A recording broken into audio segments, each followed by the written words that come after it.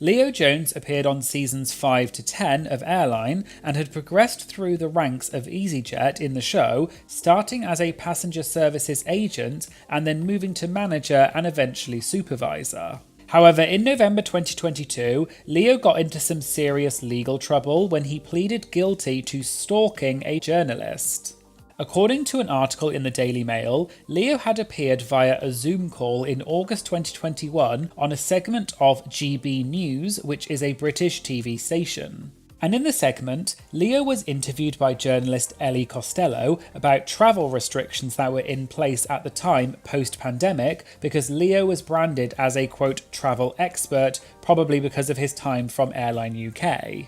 However, the journalist Ellie later revealed in an interview on GB News in November 2022 that after Leo had appeared on the show in 2021, Leo started to stalk Ellie online and later in person. Apparently, after Leo was interviewed by Ellie, Leo kept messaging Ellie on social media saying things such as, quote, "You take my breath away, you are my sunshine, I love you." Ellie then said that she told Leo to stop messaging her, and she later blocked him on social media.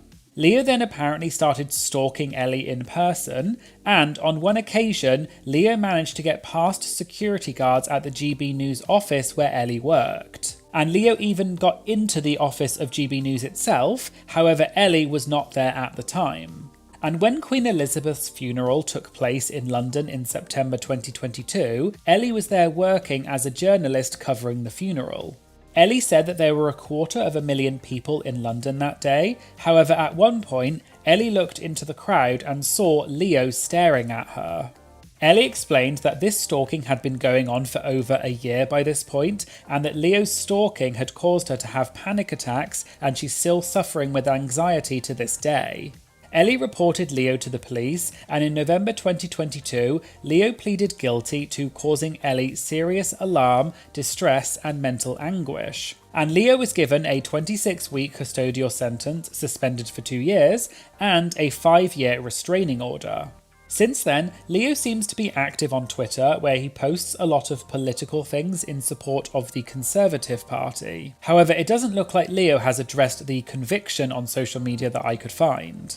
And as I mentioned earlier, Leo had previously appeared several times as a guest on the Arthur TV YouTube channel, and they had planned to do more collabs in the future together.